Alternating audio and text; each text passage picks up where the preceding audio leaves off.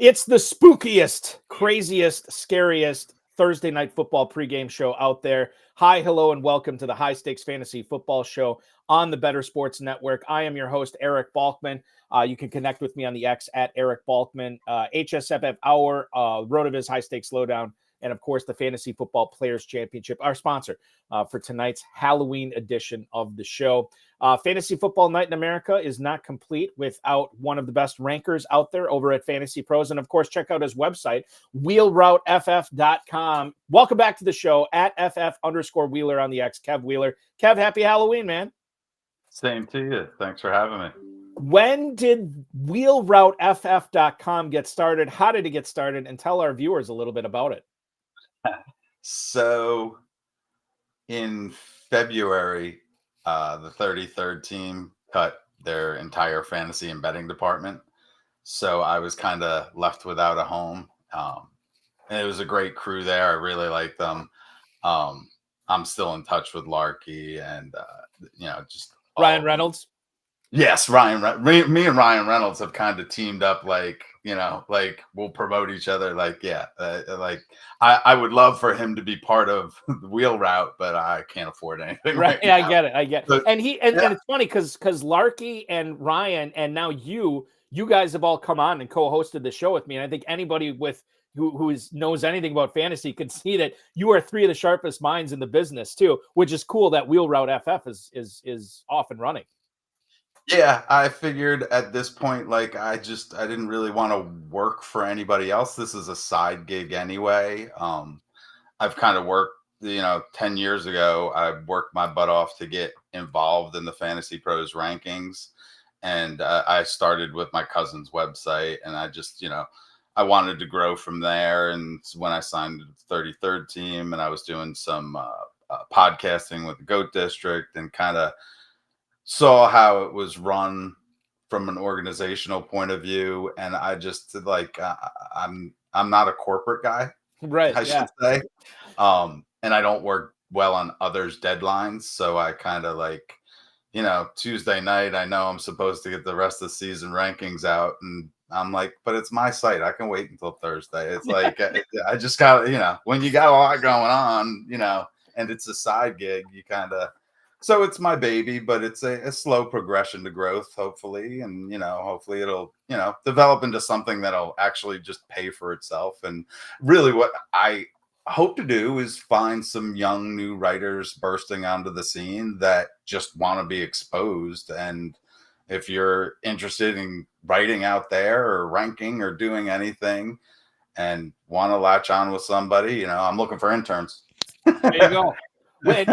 And by the way, what's the best way? Just to fill out the contact form at wheelrouteff.com? Is that the best way? You could do that, or even email directly to support at wheelrouteff.com.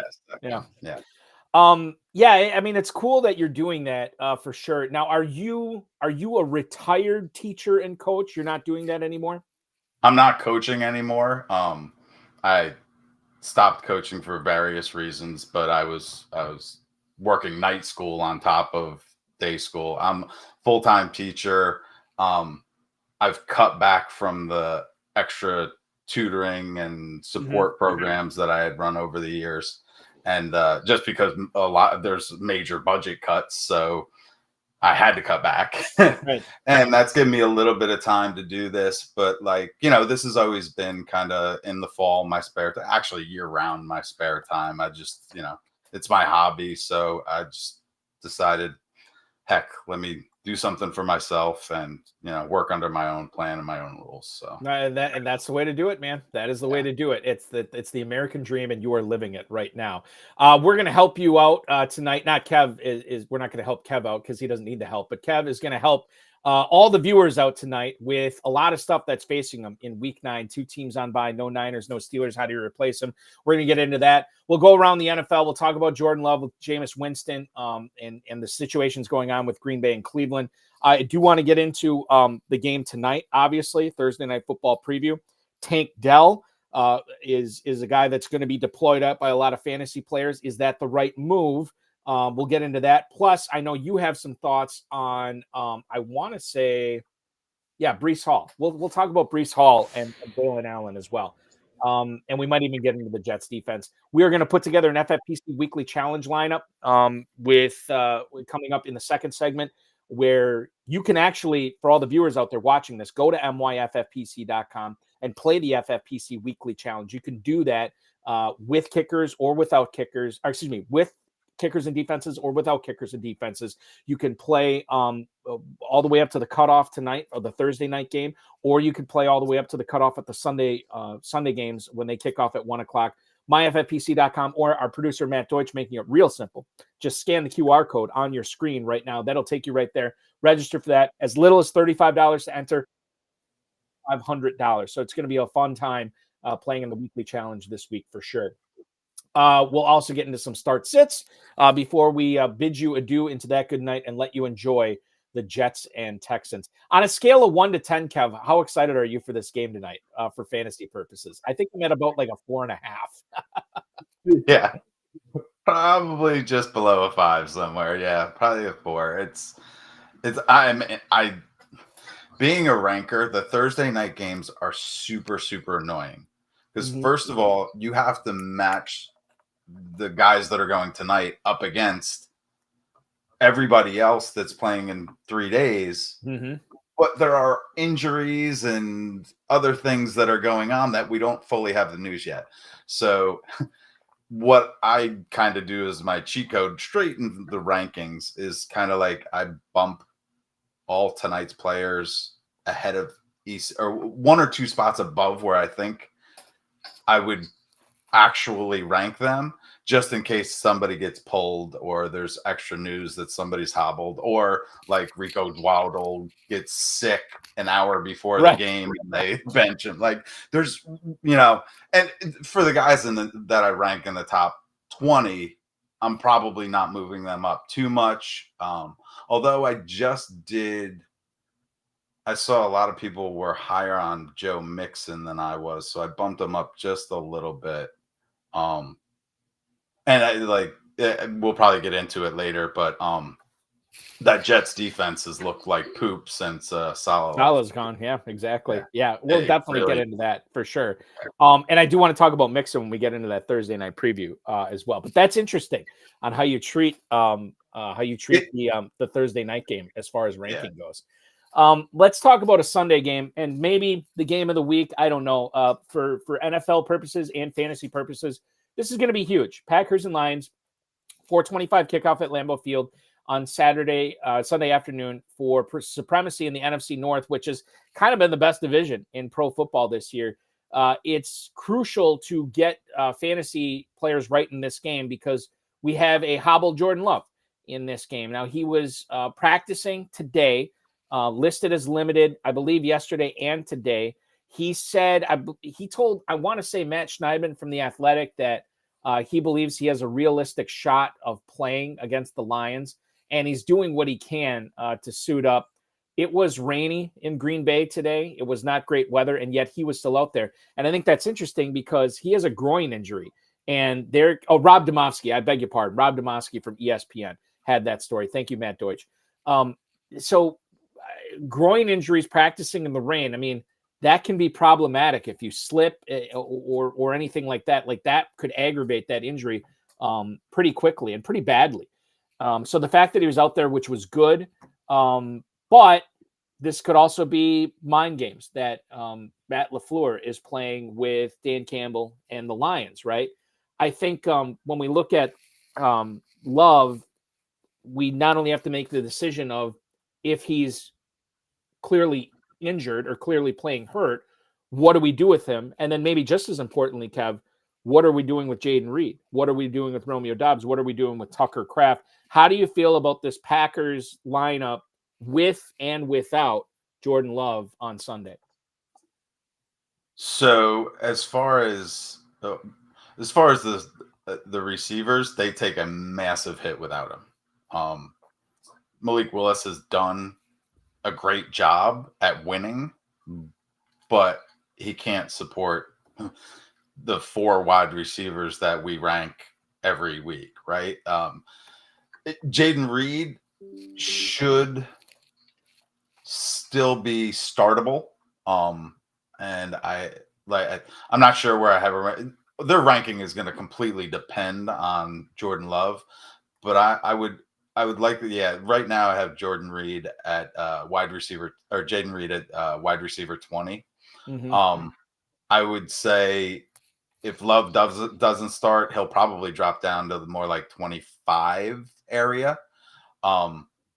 I still think he has value because he does get rushes. He's getting the short passes. He's their primary targeted wide receiver. So, and he gets a couple rushes every once in a while, and he'll get them with Malik in the lineup. But as far as Jordan Love himself, I don't think he's playing. And even if he does, what did we get from him last week? Right, it was 2 quarters or a quarter and a half before he had to come out. And we didn't even know he was, or I didn't know he was hurt or hobbled or hindered at all. Right. So knowing that, I'm faced with the dilemma tonight of starting Love or Stroud, yeah, Love or Stroud, and I'm starting Stroud because I know he's going to play. I would do the same thing. That's exactly what I would do. Game, so that's I'm acting as if Love might play half a game. That's what I see. And I don't think it's smart to start him. Yeah, they have their bye week in week 10, but I would much rather give him 2 weeks of rest, let him heal himself. It's a groin, man, that needs rest. That doesn't need pushing it to the limit. And if you give him 2 full weeks of complete rest, that should do it. That should be enough for that stretch run. They want him down the stretch. These games, yeah, they're important and they matter, and it's against the division rival. But I would rather have him super healthy for 8 weeks than, hobbled this week. Maybe he's healthier when he comes back. I would want him 100%. So I'm looking at your rankings for Love. You have him ranked 22nd right now. Mm-hmm. So I guess, and this is interesting because if he is, we won't know if he's active or not until roughly 3:00 or so on Sunday. A lot of these guys, we'll have to make a call on, like Tunga Vailoa, Joe Flacco, Winston, Rodgers tonight. That's another one. I think you're better off. You just got to choose the guy that's starting the sure thing, right? Because Jordan Love, as you pointed out, Kev, is no sure thing to make it through this game. There is a very real possibility that LaFleur might be cooking up 2 game plans in case Love re-injures his groin or can't go. You have to have a backup plan in that game if Love goes down. And to that point, we're breaking ties against Jordan Love. We're probably breaking ties against Jaden Reed. We're probably breaking ties against Tucker Kraft. Tucker Kraft's maybe not the greatest example, especially for FFPC leagues, but breaking ties against Romeo Dobbs, because all these things that we're saying with Love affect those guys directly. Reed, I know he's the most talented guy, but even Reed, I would have question marks this week with the late game as well. If Love is healthy, Reed is more like top 15, let's say. Maybe not top 12, but he's top 15. So I've dropped him 5 spots already, and if it's confirmed that Love is not 100%, I should probably make Reed wide receiver 25 right now. But I just think to me, it's not a matter of is Love healthy or not. To me, it's a matter of how healthy is he. I think he is going to be playing hurt no matter what. But I also think about how conservative that Green Bay medical staff has been over the years. They are not going to put him out there unless he can protect himself. To your point, they have bigger issues, right? They want him healthy down the stretch. Now, if Green Bay loses this game, they drop to 0-2 in the division, and it's going to be almost impossible for them to get that top seed in the NFC because the Lions will be up on them. Because they'll already be down to 2 games in the division. Then you're looking at a 5 seed, right? Best case scenario, because of how good the NFC North is. So this is a huge game for Green Bay. I also don't want to mess around with a potential Love injury that could trickle down to the rest of the players, not necessarily the running backs, but the receivers for sure. Erring on the side of caution are Kev Wheeler and Eric Balkman here tonight. Let's move on to Jameis Winston and talk about him. Daniel Oyefusi said that Winston is the starter going forward. He is a guy that put up buku numbers last week. He's a guy that we've been rooting for to take over this Browns offense over Deshaun Watson, because Watson has been so bad. And we knew that Winston does not necessarily protect the ball that well or care about protecting the ball that well. But what he does do is pump the ball down the field, and he puts his receivers in positions where they can he gets the ball to the receivers in positions where they can make plays. And that happened last week. Tillman, Moore, Judy, and Njoku, like all these guys. And Winston put up a 300 plus receiving yards. I have to play Winston in a league this week because I have Brock Purdy on a bye and really no other good alternatives. I feel good about it, though. And I feel good about this Browns offense going forward. The major question for me is, and we'll get into this later on, I don't know who the lead receiver is going to be. Could be Tillman, could be Moore, could be Judy. Might be Njoku. He's got an ankle injury now, so we'll have to look at that. But your thoughts on Jameis Winston and this Browns offense going forward, Kev? How bullish are you on Winston, a player you have as your 18th ranked quarterback this week? Let's say I'm tentatively bullish. I've been very bullish on Winston over the years. I'm a fan. I really think that post LASIK, he hasn't had his full shot at a starting role. He looked great. He looked good last week. There were 4 balls that should have been intercepted. Should have been picked. You're right. Yes. But that's always the risk. And quite honestly, in fantasy, we don't care that much about it as long as it doesn't get him benched, or if you're in some obscure league that's -3 for interceptions, that could be deadly. But yeah, interceptions don't hurt that much in fantasy, but yards and touchdowns, which he gets, count a lot.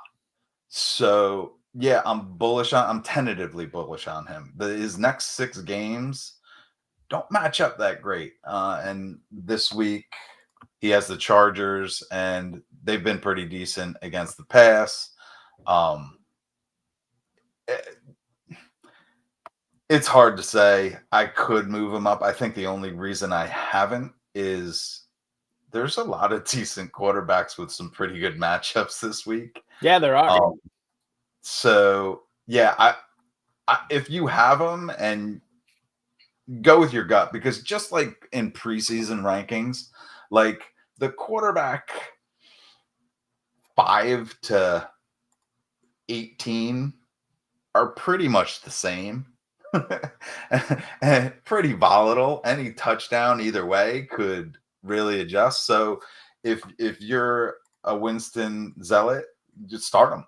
Yeah. If you're in a 2 QB league, definitely start him.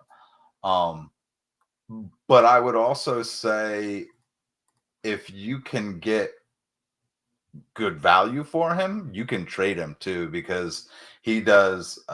If we look at his next 6 games, let me take a look real quick here. He has the Chargers this week, which is a difficult matchup, not impossible. Then his bye week. He has New Orleans, which is a decent matchup, but then he has Pittsburgh, Denver, Pittsburgh, Kansas City. That's kind of a gauntlet. I guess Kansas City is more of a run defense, but those 2 games against Pittsburgh are going to be tough. And Denver's got a pretty good defense in between there. And the organization is the owner, I think, wants Donovan Peoples-Jones or Dorian Thompson-Robinson to get some runs. So it's not, yes, for now he has a clear path, but if he hits that gauntlet and starts throwing, gets on a 30 interception rate, you're probably going to see them switch to the young guy to see what they have in him. And I think, like, for fantasy purposes, the last thing we want is we finally got our wish with Winston. The last thing we want is to have that taken away by DTR, right? Later in the season, it'd be awful. But I think you have to understand, like, going in, that is a very real possibility. He is not an end all be all.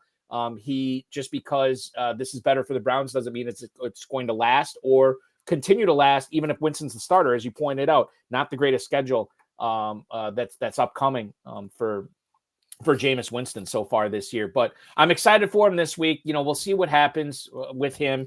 Like you said, there's a lot of different quarterbacks that have pretty good matchups. It's not a great one for Winston, and it's a low total in that 42.5. But, he's at home. Just let it rip, Jameis. That's all we ask. Just let it rip. And the more I think about it, the Chargers have started throwing more, so there might be a little bit more turnover. The game might speed up a little bit from what they've been doing. The Chargers, they love to run, but I think they're starting to realize what they have in Herbert. But then again, if that's the case, I need to move Herbert up, and maybe I have to move him ahead of Winston too. So it's all the rankings game gets a really like, okay, let me move him up. But if I'm going with that game script, what about the other guy? And so we'll see. We'll see. I was reading at wheelrouteff.com today. You had an interesting note about the Commanders running back. So this past week, Austin Eckler in on 57% of the snaps, Brian Robinson in on 47%. Now, in the first 3 games this season, as you pointed out, Brian Robinson led the Commanders running backs in snap counts. However, since week 3, Kev, it's been a different story. Are we sleeping on Austin Eckler? Because the Commanders are certainly seeming to utilize him a little bit more than Robinson.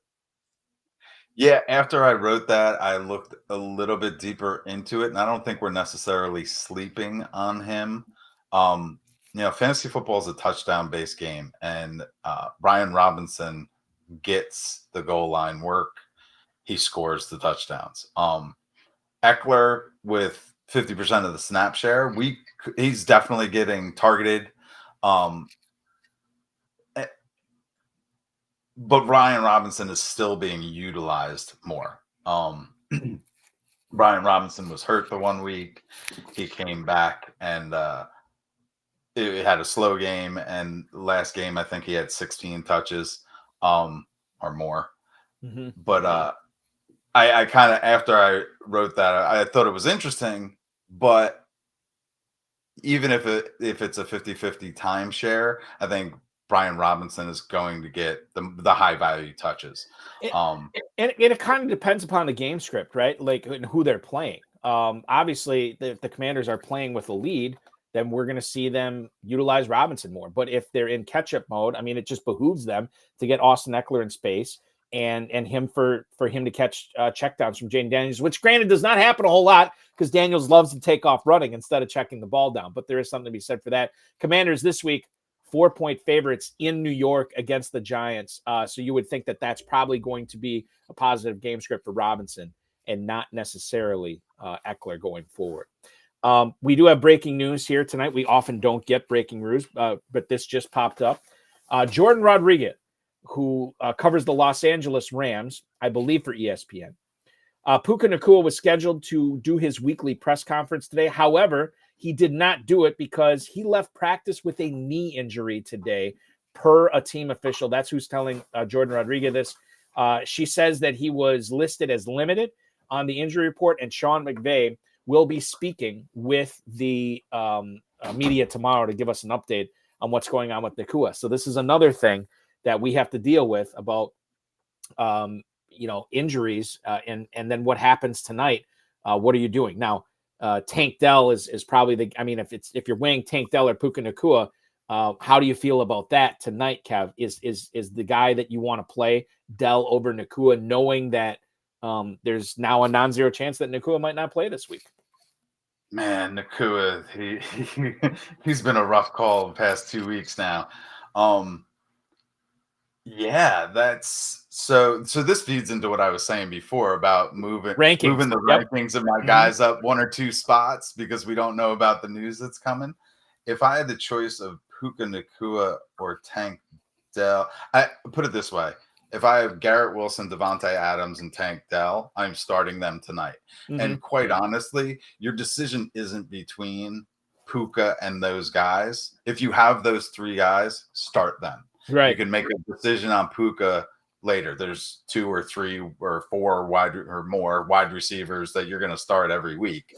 So, yeah, you might be thinking, oh, should I start one of these 3 guys? I wouldn't normally if Puka was in. We don't know if Puka's in. So start those guys if that's your next best player. I mean, chances are you're starting Wilson, you're starting Adams if you have and Dell is your fringe guy, right? Like right. And but right now I have Tank Dell ranked as my wide receiver 18. I bumped him up since the show sheet, but yeah, so I'm starting him automatically anyway. Like, so there's no like, I mean, if Dell's your flex choice, you got a really good team. You got a really good team, exactly. So, I think that's the question tonight. Like I guess for FFPC players, who would we be considering starting over Puka Nacua? If your best option is tonight, I think it's to be the tight ends, right? It'd be Dalton Schultz. It'd be Tyler Conklin, right? That's where it gets tough. You're still playing Wilson and Adams and Tank Dell and all these guys. You're playing Breece Hall. You're playing Joe Mixon. I think that the only step downs, and maybe this is a small plurality of people that are trying to figure out, do I play Nacua or do I play Conklin or do I play Schultz tonight? Now, what do? Do we take the guys that are guaranteed to play? I mean, I just got to believe that there's somebody else that you can play on Sunday. Correct. Yes. I'm not digging that deep to worry about, who I'm going to start. Like, quite honestly, those guys you could replace. Schultz is going to have some value. I moved him up. I am now ahead of most of consensus, but I even have him ranked I'm even with consensus. He's tight end 13. So he's definitely startable, but I'm not putting him in the flex just because Puka may not play on Sunday. Like, there's got to be somebody else. There's got to be another wide receiver that we can figure out there's got to be a wide receiver somewhere on waivers or somewhere on your bench that, worst comes to worst, you can plug and play. Now in FFPC, you might want to contemplate Schultz, right? Because of no Diggs, no Nico Collins. Yeah. But definitely, so he would be your tight end you would want to start him in the tight end spot tonight anyway, right? We don't want to start anybody in our flex spot tonight. Right. And well, with the FFPC, you can still move those guys around. I know there are some there are some other sites out there that don't allow you to do that, but you can do that with the FFPC. I also got this too, and I haven't found the source, but apparently a team official said the knee injury was to the same knee that caused him to go on IR this season as well. So that's also concerning. Now, maybe they're playing it safe. We don't know, but we just won't find out until Sean McVay speaks to the media tomorrow. I do want to get in some questions from YouTube and Twitch here.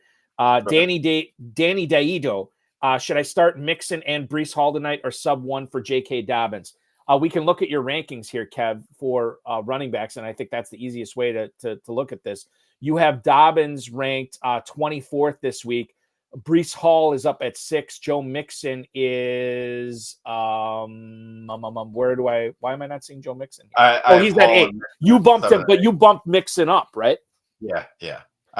Slam dunk. But I had Mixon at 10. I just bumped him up 2 spots. All right. Just thinking about the Jets defense isn't as strong as I was reacting to when I originally did it. But yeah, I'm definitely starting Breece Hall and Joe Mixon. Absolutely. And maybe I might be a little bit low on Dobbins, but he's starting to fade lately too. He's at the point of his career where he's just not built to take on the workload that Jim Harbaugh has been giving him, right? I mean, has he ever been built to do that? That's another great point too. Yeah. And I'm a huge Dobbins fan. I had him on so many dynasty teams, and quite honestly, last year I bought him on 2 more right before he got hurt. And it's like, so there's a love-hate relationship there. Same with Chubb. I love them both for years, and they have just annihilated me time after time after betrayed my love. But yeah, I would Mixon and Hall are starts way ahead of Dobbins. It's not even a choice. This is interesting. Matt Deutsch, the better boss. Would you play Aaron Rodgers tonight or mess around with Jordan Love or Malik Willis on Sunday? And he also points out that his opponent has Breece Hall and Devontae Adams. Should that factor in his decision to play Rodgers over Jordan Love or Malik Willis? Now, this is the whole, I want to play the guaranteed points, right? But if you have the choice between Love or Willis, you have guaranteed points on Sunday. It's just a matter of how much you're getting. Personally, I would roll with Rodgers tonight. I think he is the better option than Willis, and quite frankly, he may be the better option over a Jordan Love that is playing hurt right now. In your rankings, you have Rodgers at 19, Love at 22. I'm assuming in this scenario, you would be playing Rodgers rather than waiting for Love on Sunday, right?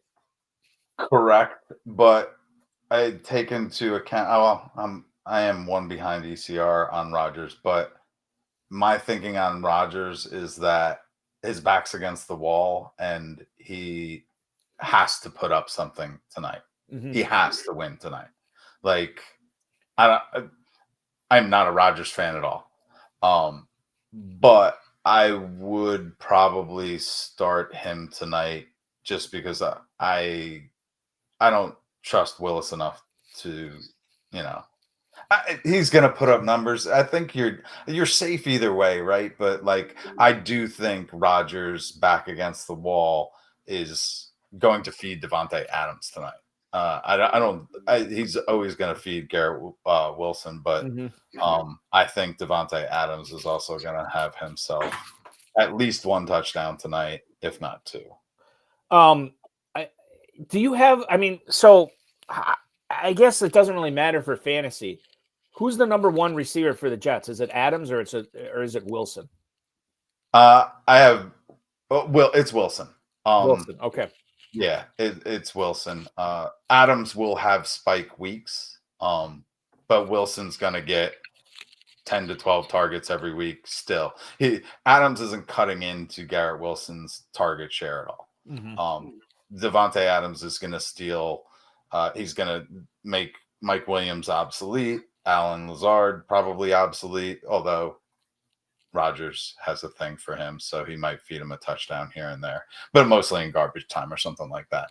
Devontae Adams is going it's a double alpha. It's an even stronger Jamar Chase T. Higgins. And it's only stronger in the sense that Rodgers begged for them to get Adams, so he needs to feed Adams soon, quick.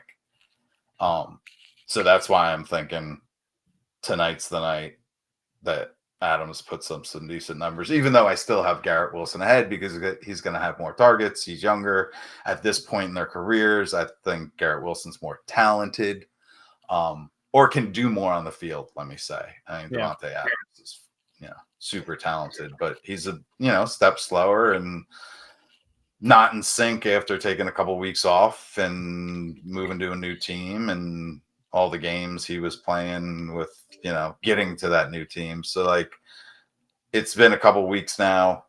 He's settled, backs against the wall.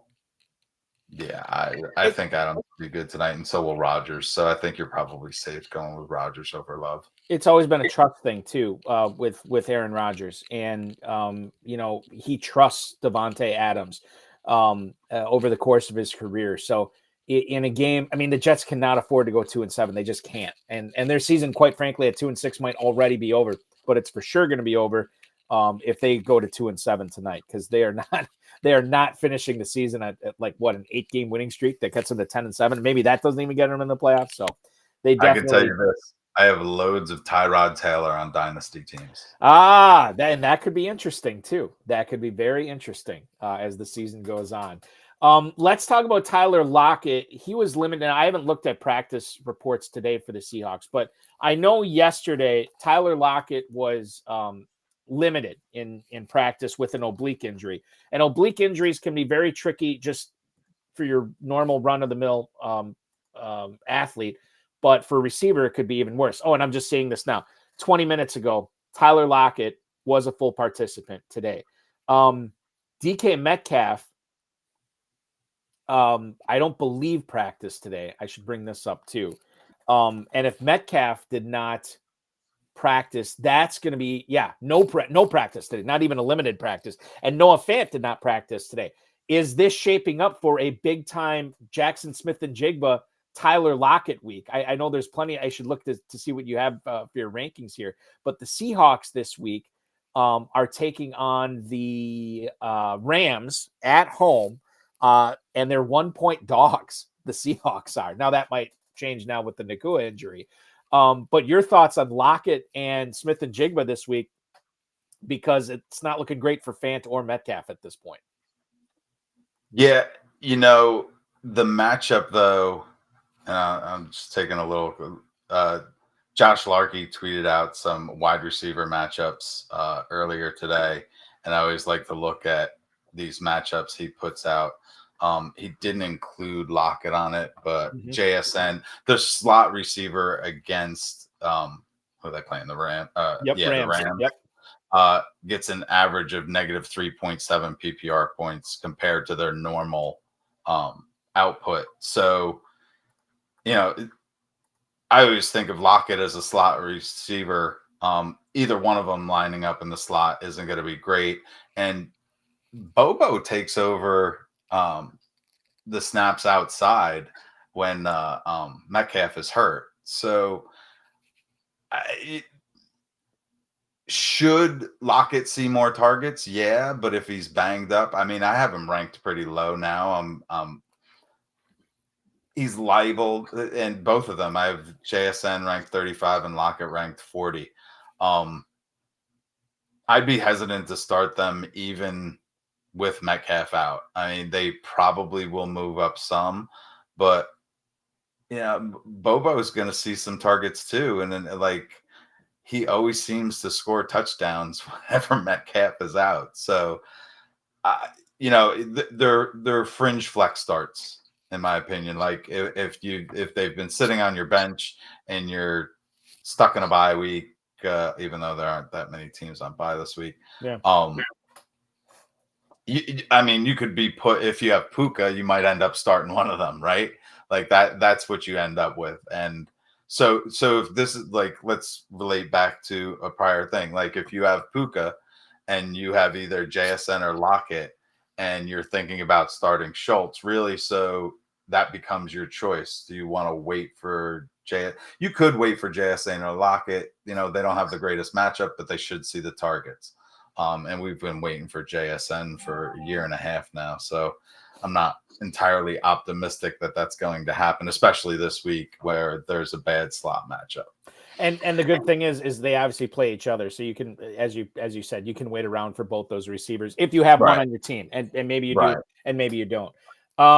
Let's see what else I have here. Okay. Let's talk Titans running backs here. I know I didn't have it on the rundown, but Permar 99 is bringing up Julius Chestnut. And part of the reason why is because Tony Pollard did not practice yesterday or today. Tyjae Spears did not practice today because, well, we don't know. This could be a thing where they just need to keep him healthy for Sunday's game because they're sure that Pollard's not going to play. But this is interesting in the fact that the Titans have not had a starting running back practice yet this week, and tomorrow's Friday. So they got to kind of figure this out. The Titans host the New England Patriots, and they are 3.5-point favorites. You would think that'd be a positive game script for whoever their starting running back is. I encourage people on one of my shows earlier today. I said, if you got an extra roster spot, pick up Julius Chestnut. I don't know what's going to happen, But if you have the means, grab them and then see what happens on Sunday. That is a 1:00 kick. How do you feel about Chestnut this week, knowing what we know about the Titans running backs right now? Yeah, I hadn't even thought about him. If you're decimated by injuries or stuck for a starter, if you have Pollard or Spears, and well, I would think one of them is going to play, right? It's not looking great for Pollard. I heard rumors that, or I saw rumors, I guess you say, that Spears was ready. They were thinking about bringing him back last week, but decided against it. Maybe I don't have him here. Yeah, I don't have any of them high. That's something I'm gonna have to look into. But yeah, I guess as a security thing, picking up Chestnut right now wouldn't be a horrible idea. I mean, if you have the spot, you're talking about 20-man rosters in a 12-team league, maybe you do. Who I'll tell you who I would drop right now. I drop Isaac Guerrero. If I had him, I would be dropping him for Chestnut. Niners are on bye this week. McCaffrey's supposed to come back next week, and you still have Mason. So I think Chestnut is a better investment right now than Isaac Guerrero going forward. And maybe there's other players that you have like that too. I don't know. And I'm talking to the viewers, not necessarily you, Kev, because you kind of know what's going on with your teams. I want to do this here. I had some receivers to talk about here that you were either higher or lower on than the expert consensus rating over at FantasyPros, where you have your rankings. I want to, because we're running out of time in this first segment. I don't know if we'll have a chance to talk about all these guys. Let's lead off with Pittman for the Indianapolis Colts right now. Right now in your rankings, you have him at 20th. I'm showing that's 5 spots higher than ECR right now. Can you tell me a little bit about why you're more bullish on Pittman than some of the other analysts that are out there? Right. So I bounced some of these guys around. That on my website, it's showing I have them ranked 23rd, but 8 spots ahead of consensus. Okay. So really what this is that it's Thursday, so more people are entering their rankings and they're adjusting for Flacco. They had not had the idea that Flacco, or I'm sorry, wait. Yeah, they're adjusting for Flacco. Yeah. Sorry. Yeah, you got it. I adjusted for Flacco quicker than the rest of them. Right. I jumped them up, a bunch of spots quicker than everybody else, and now everybody else is catching up to me. And one of the other receivers you had pointed out was Chris Olave. I have him ranked 15. And when you had originally pumped it out, that was 9 spots ahead of ECR. Now it's actually 1 spot behind ECR. so it's merely me reacting quicker than ECR, or what you can say about these FantasyPros rankings is that they're nice and useful, but you really need to check them right before lock, before game time, because a lot of people over the years, I've heard rumors about like people copying off of people and people being paranoid that other people are copying their rankings or whatever. And it's just like, so they wait until the last second to enter them, or FantasyPros waits until the last second to filter them in. Which is fine and dandy, whatever. But that's, as a customer, when you're looking above and against ECR, you really got to check it last second to really see that. Which is like, it's kind of disappointing. I always like to see it like when I publish, like, ooh, wow, I am really far ahead. But what you could say about Olave and Pittman is that I reacted quicker than the crowd did. The next guy you have is Jacoby Myers. Yeah. I always have Jacoby Myers. Whenever he's healthy, he outperforms ECR almost every time. So I believe he's back healthy, although that's questionable too. If I found out before game time, that he's, a game time decision, I'll probably lower him. But when he's healthy, he gets targeted. For years, the only thing that he was lacking was touchdowns. I think he in 3 years, in his first 3 years, scored like 2 touchdowns or something like that. But that was really what was holding back his fantasy rank. Like, he's a talented wide receiver. He gets targeted. And, you know, with Devontae Adams gone, he's going to see the bulk of the targets and be their first wide receiver. Well, him and Bowers are going to be the first. Bowers would be the number one pass catcher. Myers would be the number one receiver for sure. Right. The way that shakes out. Before we go to break, couple of YouTube questions here. Mario Resendez, Steelers or Broncos defense rest of season. Please look at the schedule. I did. And I don't know, man. I like both of them. I mean, I guess I lean Steelers, but it's so close for me. Do you do rest of season rankings as well, Kev? I do, but I don't usually touch defenses. And like somebody asked me a defense question for this week in my Discord today, and I'm like, look, I generally look at projections from different sites and other people that I trust. I don't spend too much time on kicker and defense. Just they're volatile week to week. You know, over a number of weeks, they can be easier to predict. Well, kickers more so than defense, but like which defense is going to score 2 touchdowns this week or next week is impossible to know.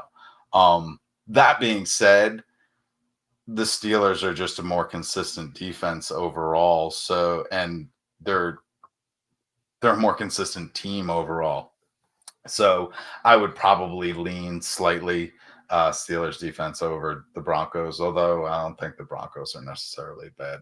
I think they're both going to be good. I have them in plenty of my rosters, both of those. Well, I shouldn't say plenty, but I got both those defenses here and there on a lot of my rosters. So I like both of them. Go with God on this, Mario, for sure. That's the best we can say. Scott Hoyt and Max Pangelinan. I'm sorry. I'm butchering it. My apologies to you, Max. I will say we're going to get to your questions on the other side of the break, as well as our Thursday night football preview. Don't go anywhere. We're talking Texans. We're talking Jets. Everything you need to know before you submit your fantasy lineups and your weekly challenge lineups. It's coming up in about a half hour or so, so we'll get you set for that. We'll be back right here on the High Stakes Fantasy Football Show on the Better Sports Network. He's Kev Wheeler. I'm Eric Balkman. We roll on right after this.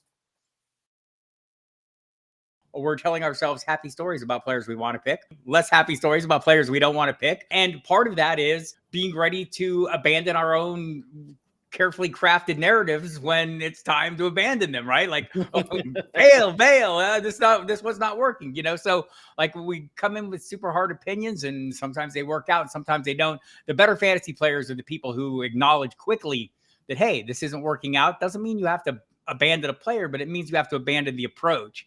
And maybe you have to go with a different player. I mean, if people were playing Stephon Diggs last year down the stretch, they were only playing him because his name is Stephon Diggs. You know, you have to be ready to acknowledge, hey, this guy's not getting the job done. I did it. Bloom and I had a big discussion about this last December, and I'm saying you can't play him right now.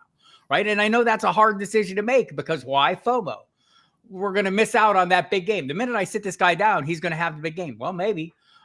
But also, while he is not having great games, there are other guys on your roster having great games. And I think that's to me, the hardest thing about fantasy is like, when do I divorce myself from my narrative? When do I tell when do I acknowledge my happy story is not coming true? I need to figure something else out. And the people who are good at that are the people who are good at fantasy football. Welcome back to the High Stakes Fantasy Football Show on the Better Sports Network. I'm Eric Balkman from the FFPC. He is Kev Wheeler, one of the best damn rankers over at FantasyPros.com. Check out WheelRouteFF.com for more fantasy football analysis. Kev, we had a couple of questions. Scott Hoyt, thank you for welcoming me back. We were off last week, but we're good to go for a while now, at least until Thanksgiving. I'll tell you what's going on with that as we get closer for that Thursday night show. I want to answer Scott's. No, let's do with Max's question first because I butchered his name and I feel bad. Max Pangelinan, I believe is how I pronounce it. Tank Dell or Marvin Harrison. He's got to make this decision tonight. You have these guys fairly close in your rankings right now. If I look at them, I do believe you are looking at Harrison slightly ahead of Dell right now. Right, Kev? I just flip-flopped them. But here's the thing, though. What's the impetus for that? Why did you flip-flop them? It was part of the the Jets don't have a strong defense as I was originally thinking. So when I originally did the rankings, I was thinking, oh, Jets strong defense, they should be able to stop, but they've stunk in the past 3 weeks since Salah's been gone. Mm-hmm. And it's part of that. He plays tonight, and what if Puka goes down? I want him one spot ahead of where I would normally rank him. So, like, literally, Tank Dell and Marvin Harrison Jr. are dead even. What I always tell people is when I have them this close, even when I have them within 3 of each other, go with your gut. Like, your gut is always going to be the better decision. I mean, unless it's like way off. If I'm like 10 spots ahead of the other guy, I would probably lean my guy. But if you have a tough decision, there has to be some kind of factor that. So if I had those two and it was really my decision, I would start Tank Dell tonight because I want to start him anyway. He's in the top 20. He's, I don't want to say a must start, but like a second tier must start. I would definitely start him tonight because then you still have the chance to start Marvin Harrison Jr. on Sunday. And we don't know what's going to happen between now and then. So when you have a high quality guy that's playing tonight, go ahead and start him. You can make another decision later. Right, exactly. Yes. Is there any concern from you? And honestly, I should know this and I don't. Is there any concern from you about Sauce Gardner perhaps being on Tank Dell most of the game tonight? That given the fact that Diggs is out for the year and Collins is still on IR and Tank Dell is the biggest threat that the Texans have from a wide receiver standpoint, is there any concern with that for you?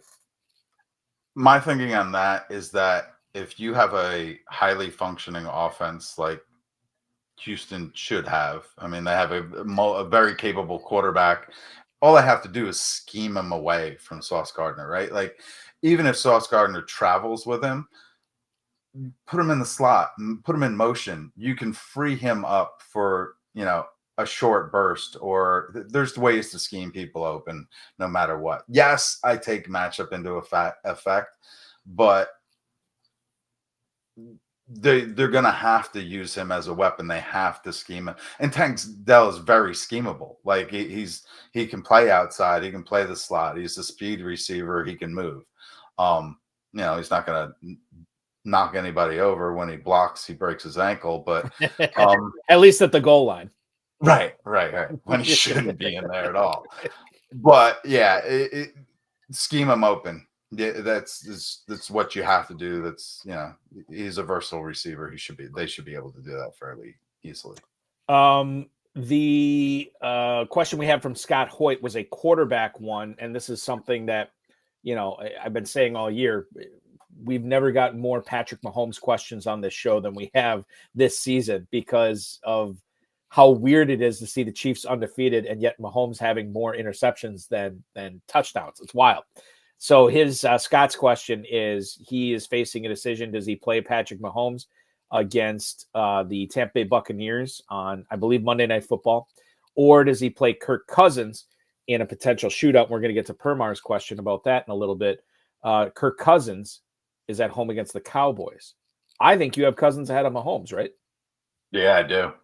And I'm just looking at it now. Like, I actually expect Mahomes to do well against Tampa Bay, but Kirk Cousins is kind of undeniable at this point. And Dallas is in complete flux.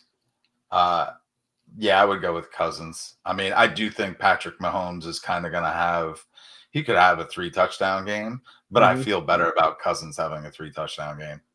And I would lean towards Cousins too. I know Kareem Hunt popped up today as I think a limited practice or no practice, but that is the Monday night game. So this is technically their Wednesday practice, which I don't get too worked up about in the grand scheme of things. So I'm with you. I think it's Cousins as well.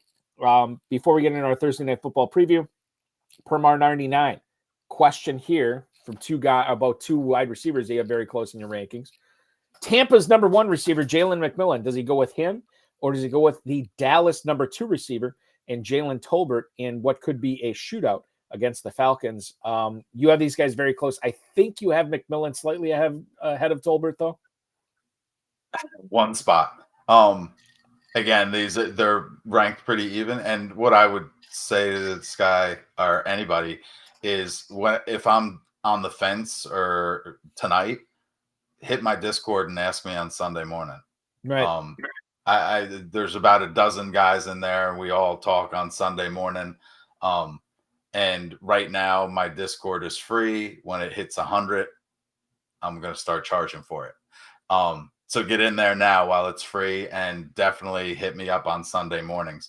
Right. I actually think both of those guys are decent starts, and picking one over the other is probably going to end up being a gut call, like I said before, but I don't think either one of them are necessarily bad. I am ever so slightly lean McMillions, possibly because I'm a fan and I think he has wide receiver 1 potential. Mm-hmm. I think so too.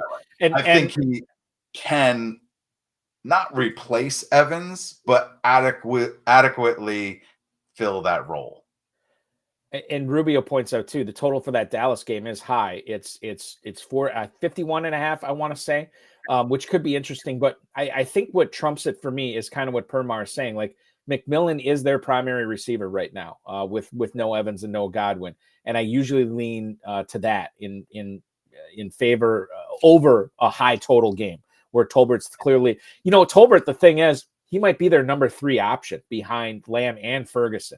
And I don't know how much upside there is there, even in a high total game. So there you go. There was one thing. Go ahead. They've given McMillan a rushing attempt in each of the last 2 games. Ooh. And whenever you see a team give a wide receiver a rushing attempt, it means they are really trying to put the ball in his hands. It's a great point. So that would be a clinching factor there.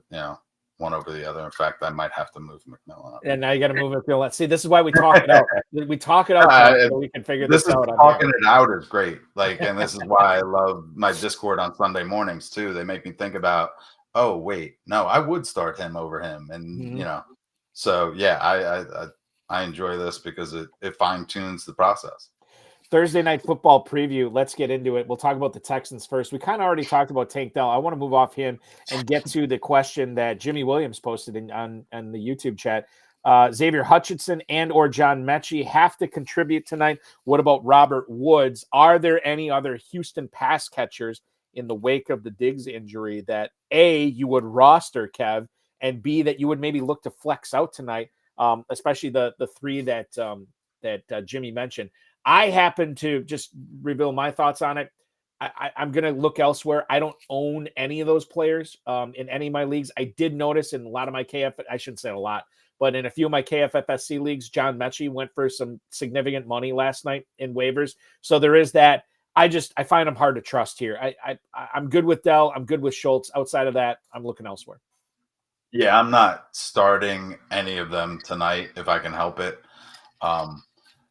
I think John Mechie has all of the, dynasty guys rooting for him. Right. Yeah. Just because he's been through so much. And I would love to see Mechie. I mean, besides the fact that I probably have him on taxi squads for the past couple of years on several dynasty teams, I want to see him do well. And Woods is dust, and Hutchinson hasn't done anything. He's had the opportunity, hasn't done anything. So Mechie is the only one that I would consider rostering at this point. I definitely wouldn't consider starting him tonight. Yeah, I think you talk about these guys that have to step up in the wake of the Diggs injury and with Collins still out. But I look at tonight, this is not an easy matchup. And I know we're talking about the Jets defense in a little bit. It's not an easy matchup. And Stroud, I think, isn't he fairly low in your rankings, Kev? Yeah. You have him in the 20s, right? Yeah. But I am starting him over Jordan Love. Right. But I mean, some of And these that was other a tough guys, like, decision. you know, Flacco and Winston and Bo Nix and all these guys, Prescott, those guys are all above Stroud right now. Yeah, I mean, they throw the ball around with reckless abandon, some of them. Like, and the Houston offense is playing safe. And I, you know, I do believe that Dell is going to have a good game, but I think that's the only one that's got a Stroud. But again, they're not going to go gangbusters. So at best, at the most, Stroud throws 2 touchdowns, and he's not running anywhere. He's a pocket quarterback. So, yeah, of any of the Houston players, it's probably a Mixon night more than any of them. I hate to start a quarterback and just root for him to hit a floor. Like, I want those guys hitting ceilings, and Stroud, you'd be rooting to hit a floor tonight. I don't like that at all. Right. Let's flip the script. Let's go over to the Jets side of the ball here. You brought this up on your website, wheelrouteff.com. Breece Hall last week, 16 carries, 80 yards. Or did you bring this up? Maybe you did. I might be wrong. 16 carries, 80 yards in the loss to the Patriots last week. Had 1 catch for 9 yards. Do you have any qualms about Breece Hall right now, and throw in the whole Braylon Allen aspect of this? Obviously, if you have Hall, you're starting him, but in a game like the FFPC Weekly Challenge, do we maybe shy away from a guy like Hall because of how much Allen has been involved in this backfield, Kev? Yeah. So for the first 2 games after Salah was gone, they had Breece Hall's utilization sorry, up around 70-80%, but that's dropped down to 57% last week, just for 1 week. And when Salah was there, they were using Braylon Allen. One game, I think they used him on just like 40% of the touches, but I think that was a blowout game. Regardless, they want to save Breece Hall a bit. I mean, they want him healthy for the stretch and now run. it's like for what? What are they saving him for? You know what? 2 Well, and 6. well, that's the other thing too. If they lose this week, they want to use both of them so they don't get either one of them hurt and set them up for success next year, right? Yep. So like they want to save. He's Breece Hall started out his career with an ACL. They want to win, but they want to, if they're going to have a stretch run, which they planned on having a stretch run. I mean, I think the Jets inside the locker room either have to believe they're going to win out or pack it in, right? This is the week. Tonight's the game. It's push or shove. So yeah, you want to win, but you don't want to get Hall injured in the same respect either. And Braylon Allen's a more than adequate backup. I'm thinking there's a possibility either the new regime was just so gung-ho Breece Hall, but then they lose 2 games too. So like they have to utilize Braylon Allen. That's all there is to it. Maybe Braylon Allen was hobbled a little bit and we'd have just never heard about it. The way NFL teams are this year, keeping everything secret until the last second, I wouldn't doubt that Braylon Allen maybe had some bumps and bruises that nobody said anything about. But I think going forward, you're probably going to see a 60-40 split or something around there, 55-45 maybe even, just to keep Breece Hall fresh and healthy. And I think in the long run, it certainly benefits him. You're going to see more breakaway runs. He's going to have that burst instead of, seeing the ball 20 times a game, getting worn down at the end game. There's no reason for him to see, over 20 touches in a game. There really isn't. Let's keep his legs healthy. Braylon Allen is big, strong, and can get you that 4 yards in a cloud of dust every damn time. So why not use Braylon Allen as much as you can? I think I don't want to say it could have been the plan all along, but once the Jets found out what they had in Allen, they're like, hey, we got 2 really good running backs here. Let's utilize them, keep them fresh as, for not only this season, but for their careers. optimally using them in like a 60-40, 65-35 split or whatever. That could be what we're looking at. Garrett Wilson, you pointed this out on your website. I know this for sure. 2 games so far he's played with Davante Adams. Just under 15 fantasy points a game, 99% of the routes, 27% target share, and 56% of the team air yards. There are a lot of people that were concerned with Garrett Wilson's fantasy viability after the Davante Adams trade, knowing, the relationship on and off the field that Rodgers had with Adams. The death of Garrett Wilson has been quite a bit exaggerated quite a bit, right? Because Wilson's still crushing it. And we can start both these guys, Wilson and Adams, with pretty good confidence tonight. We touched on it in the first hour a little bit, but I'll let you go off on it again. Wilson, great start. Adams, great start tonight.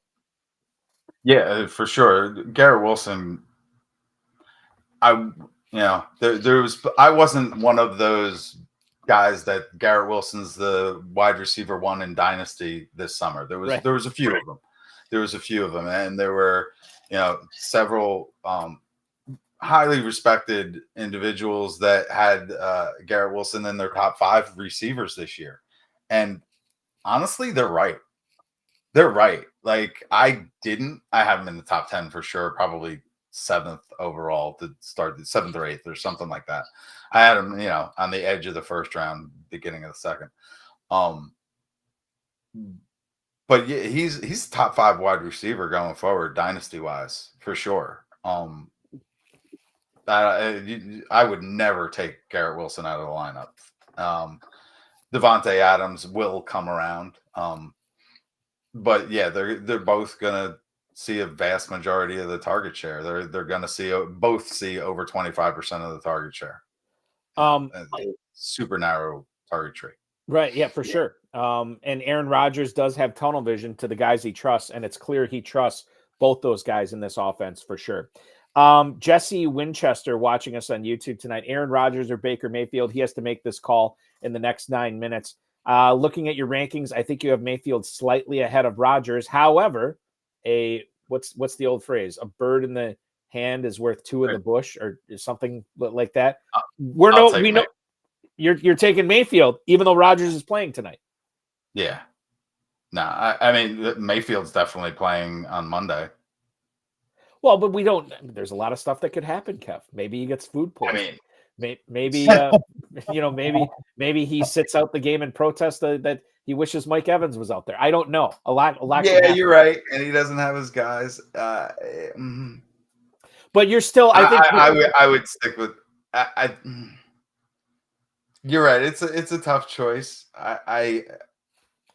Let's do this. Tonight's game, 43.5 point total. The Jets are 2.5 point favorites. Monday night, 46 point total. However, the Chiefs are 8.5 point favorites. This should be a positive game script for Mayfield. He should be threatening 300 yards. Aaron Rodgers hasn't had a 300-yard game since like the Jimmy Carter administration. It's been forever, right? Mayfield is the higher upside. I'm with you. I like go with your gut on this. I think it is Mayfield over Rodgers. I'm definitely Mayfield over Rodgers. Like I just think at this point in their careers, he's a better quarterback, even without his guys. I feel better about starting Mayfield. I can't believe I'm actually saying that. But well, Scott Hoyt said it before. He's like, doesn't it sound weird to say Kirk Cousins over Patrick Mahomes? Yes, but this is the NFL we're living in. This is the NFL we're playing this year. We're playing Cousins over Mahomes. We're playing Mayfield over Rodgers. This is what we have to do. It feels weird, but we like it because it's fun. Rodgers could end up burning me on this too. Yeah, I don't know. That's true. He could, but I feel like I've been saying that for the last few years about benching Rodgers, and I can't really point out a game where he like blew up and I was like, oh my God, I can't believe I didn't start him. You know who I did say that about? Kirk Cousins a few weeks back when he threw for 500 yards or whatever on a Thursday night game. I regretted not starting him. I can't remember last time I said that about Aaron Rodgers. It's been years. Let's talk about Tyler Conklin tonight. How do you feel about him? I see him ranked as your number 20 tight end. Does that mean he's flex worthy in the FFPC at all against the Texans? I don't think so. Conklin is kind of an afterthought for me, really. And he's gotten 3 or 4 targets in the last 3 games. I don't factor him in as anything special. And with Devontae Adams there, that target tree, I guess he's third in the pecking order as far as tight ends and receivers, but I don't think he's anything special. I guess it depends on your roster. Yeah. He has scored 2 touchdowns the past 2 weeks, but that's where he's getting his points from. If he doesn't score a touchdown, he's not doing much for you. It's true. It's very true. Jimmy Williams saying I'm wrong talking about Aaron Rodgers. Listen, he's proved me wrong before. I could be wrong about him. I'm just saying I haven't been wowed by, I haven't been upset about benching him in quite a while. That's all I'm saying. Like, of all nights, tonight could be the night where he just all of a sudden bursts out. So if somebody's gut is telling them start Rodgers over Mayfield, go with your gut. Yeah. Like, and Jimmy's saying this game has sneaky over the total field tonight. And if that's the case, then I totally get it. Bill Hollywood, you wouldn't play Braylon Allen over Rashad Bateman this week. This is an interesting one that we'd have to do here pretty quick for Bill. Yeah, I mean, full PPR, I'm playing Bateman over Braylon Allen. I know he is getting more and more touches for the Jets, but he's still a backup. Feels weird to start him over Bateman. I'm still playing Bateman over Braylon Allen. For this week. Yeah. Yeah. I would have Bateman pretty low, but I'll probably look at that. I wouldn't be surprised if I will say this. They're playing the Denver Broncos. And Lamar Jackson has missed practice yesterday and today. And if he misses practice tomorrow, that's really bad for Bateman and, quite frankly, that whole Ravens offense. So I guess to your point, Bill, maybe you play Allen tonight if you don't want to be very risk adverse. And quite frankly, what's the ceiling for Bateman anyway? I don't know. Now I'm rethinking this. Maybe it is Allen tonight over Bateman. That is a super tough choice. The Ravens are 8-point favorites in that game. So even if Jackson plays, I don't know how involved Bateman's going to be. Remember, they got Deontay Johnson to go with Zay Flowers and Mark Andrews on that team now, too. Right. You know what? I'm changing it. I'm saying Braylon Allen tonight. Yeah, I would not argue that at all. I think Bateman still sees a decent amount of playing time this week, but I think he starts to get really squeezed next week. I would have no problem starting Braylon Allen over Bateman. Yeah, I don't if that's really your choice. Like, if there's other players that are involved in that decision, like, I would like to hear those names too. Right. Because usually, like, when I get asked questions, is it this guy or this guy? And I'm like, you don't have anybody better that you could maybe squeeze in there? Right. But if those are your choices, and go with Braylon Allen. Yeah. I think that's the play. Like, I don't. The only hesitation there is that tonight I feel like when they get inside the 5, Rodgers is still going to target Devontae Adams in the end zone. That is kind of my bet on Devontae Adams tonight, right? So maybe that takes away from Braylon Allen, but over Bateman, I think I would go Allen for Bateman just because Bateman's not that great to begin with, and the reason they got Devontae Johnson is because they must not think very highly of Bateman, right? Like, I don't think he's a Flowers replacement. He's going to squeeze Bateman's targets for sure. I don't know if he plays this week or not. I assume he is, but I don't think his role is going to be maximized either. Bill's other option, Kev, is Josh Palmer at on the road against Cleveland. Do you like Allen and Bateman both better than Josh Palmer? I think McConkey, the way McConkey has stepped up in that offense, it's tough for me to get on board. But I've dropped Palmer in a few leagues. Like, I'm not seeing a path to success there. I was actually thinking about Tampa Bay Trey Palmer. Ooh, Yeah. I would actually. I think I have Trey Palmer ranked ahead of Josh Palmer. Yeah, I yeah. do. So there you go. He's not even the best Palmer out there. Yeah, if it's Josh Palmer, oh hell no, no. Yeah, I go with Braylon Allen. Yeah. The only thing I think holding Braylon Allen back is that Rodgers is going to target Adams when they get close. Yeah, when they get close. I can see that. But I can see that. Let's move on. I want to do our weekly challenge week 9 lineup here right now with you, Kev. We got game time or kickoff starting in a few minutes. We'll give you updates, take you through the first quarter plus here tonight before we get out of here at the top of the hour. If you are interested in playing the FFPC Weekly Challenge, it's real easy to do so. Go to myffpc.com. That's myffpc.com. There is no draft. There is no salary cap. You're just choosing your lineup of 10 or 12 players, depending upon if you want to play with kickers and defenses or without. And you can only have one player per team, so there's no stacking in this. Enter for as little as $35, win up to $2,500. You can play against 9 other teams, 29 other teams, or 99 other teams at myffpc.com, or simply scan the QR code on your screen right here that Matt Deutsch has put up on the screen as I get my fingers in the right spot. There you go. It's lighting up as I'm pointing to it because all of you people are scanning it and getting ready to play. We're going to submit a lineup tonight, Kev. Would you prefer, I always leave this up to the guests, would you prefer to submit one with kickers and defenses or without? Let's go without. That has been the popular choice, and that is the more popular choice for this format on the FFPC's website as well. So we will go without. This lineup that we're forming tonight, as every week, 1 quarterback, 2 running backs, 2 receivers, a tight end, and 4 flexes, count them, 4 flexes to make our lineup of 10 players on this team. Kev, where would you like to start? Which position or which player? What are you thinking? And since it's kickoff, of the Thursday night game, we'll eliminate all Jets and Texans from this as well. So I haven't really looked at this at all. I kind of It's okay. 6:30. I opened up one of these and started thinking.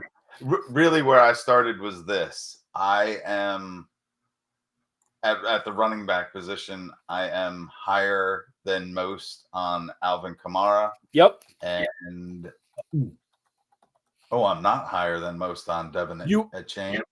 But Devin Achane, I think, is that guy who's a little bit buried. That is a slate breaker, right? Like, yeah, he gets vultured by Mostert at the goal line, but we've seen 50-point games from Devin Achane, and I just since Tua's back, Achane's back.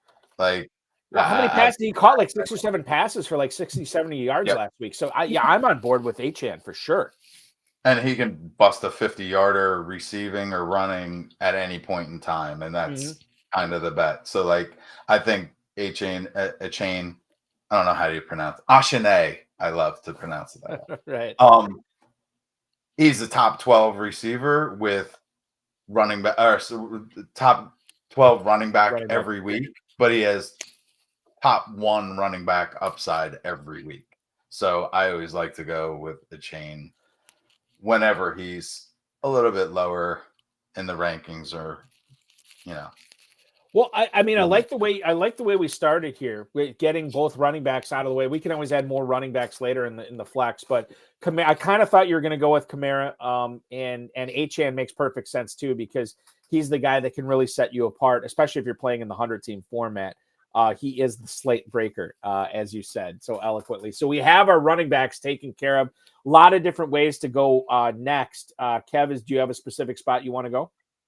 So when I'm looking at quarterback now, I generally just go from top to bottom when I look at these things. My original thought was if Lamar was healthy, I would have loved Lamar, but look at Jaden Daniels. Who do I have? Well, so now just real quick on the Daniels tip. So he's been limited in practice this week. He did play through the rib injury last week. Is there any concern about the ribs perhaps bothering him where you would pivot and go a different direction? So I think normally, yes, I would, but I'm originally born and raised a Giants fan, and I know that starting a quarterback against the Giants is usually a safe bet. Um, and start your defense against the Giants too. So Right. as a general rule, not always, but like, let me. We could go with Kirk Cousins. Actually, we were talking about him before. I think Daniels. Well, it's difficult to say. Like, my initial reaction is Daniels is going to be more owned than Kirk Cousins, but at the same time, maybe not, because maybe this rib injury is scaring some people away. Thing is, he threw a 65-yard Hail Mary or whatever it was on Sunday, and he made it through that game, and he was running that game. So maybe the rib injury is a little bit overblown.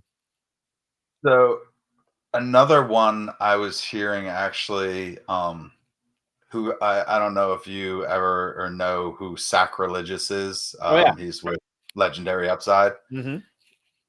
Or no, maybe it wasn't him. It might have been Jacob Sanderson. Oh, sure, yeah. Touting Trevor Lawrence this week. Trevor Lawrence has had a couple good games in a row, and Philadelphia's defense, I believe, is weak against quarterback. Let me double check. Yeah, Trevor. Okay, so now I will say this. I think Lawrence would be getting too cute this week. Okay. I think we were on a better path with the Cousins Daniels discussion. I think you were right on there. I'm good with either one. Daniels would obviously take us out of the running for Brian Robinson or Terry McLaurin, and Kirk Cousins would take us out of the Kyle Pitts, Drake London, Bijan Robinson sweepstakes. So it hamstrings us a little bit more there. But I'm good with either one. Your choice. Let's. I started to lean more Kirk Cousins. Let's pop in Cousins for now. Okay. If we get to the point where we want London or Bijan, we could always switch that to Daniels. Revisit that for sure. I'm not really interested in Brian Robinson or McLaurin necessarily. Okay. Like I like McLaurin in a stack, but we can't stack here. So right. Okay, so we'll put Cousins in for now. That works. I'm good with that. And he's still. I mean, like, I think some people would say, "Well, you're getting too cute with Cousins." I don't think we are. I think it's fine to put him in and be good with that. I'm thinking about this in the 100-person tournament, right? Which is fine. Yeah. Just I'm going to make a note of that too.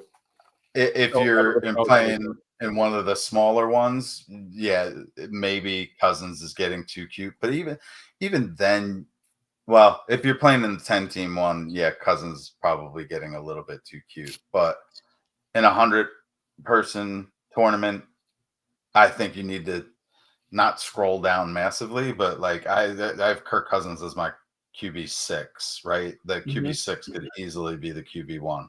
Yep. And in here, just in the room we're picking from, it looks like Kirk Cousins is ranked as the QB10. So the likelihood of, a lot of people owning or rostering Kirk Cousins is minimal. So we're differentiating, which we need to do in a slightly larger tournament scale. Prime Video has gone to commercial. The Texans had something going, but the drive stagnated inside their own 45. They have punted it away. The Jets have taken over 1st and 10 on their own 11. Tank Dell already with a catch for 16 yards. Dalton Schultz, a catch for 6 yards as well. The Jets about to get the ball here. We'll give you updates on that. Kev, would you like to look at receiver? Is there anybody that's standing out for you there? I need to scan real quick. I had jumped to tight end just to see if there was anything interesting there. Actually, let me look here. I mean, So okay, go ahead. Let me ask you a question. Like, the way FFPC has these players ranked, Mm-hmm. do people playing these tournaments, do they usually roster the higher ranked guys heavier? Is that, or is it, I think for now, I don't have a lot of statistical backing in this, but based on what I know for the 100-team lineup, I don't think that you're going to see the higher ranked players rostered in a more heavy sense than others. Like I think that's negligible at best. So I wouldn't consider, because I'm just looking at this and I see in this room Kelsey is ranked as the 7th tight end, and I have him ranked first this week. Well, I mean, and the other thing too, we already have our quarterback taken care of. I don't know if we want to go with Hopkins. Kareem Hunt is dealing with something right now as well. I mean, if we're going to go with a Chief in a high-scoring game, that would be my pick. And remember, we can pick up to, not that we would do this, but we could pick up to 5 tight ends. So it's not like Kelsey precludes us from taking another tight end, whereas Kirk Cousins at quarterback precludes us from taking another quarterback. Yeah, let's go with Kelsey at tight end. Okay, putting him in right now. Does the Puka Nacua thing, does that make you want to pick Cooper Kupp in this at all as a potential target monster against the Seahawks on Sunday? Sure. I mean, I guess Nacua could practice tomorrow and everything's A-okay too. That's the other thing to be worried about. And you could always flip it for before game time, right? Yep, exactly. You can adjust these lineups all the way up to 1:00 on Sunday. Yes. So here's the thing. I didn't watch much of the game, but Kupp looked slow. I'm sure he'll get a couple of more targets, but he just looked a step behind in the Minnesota game.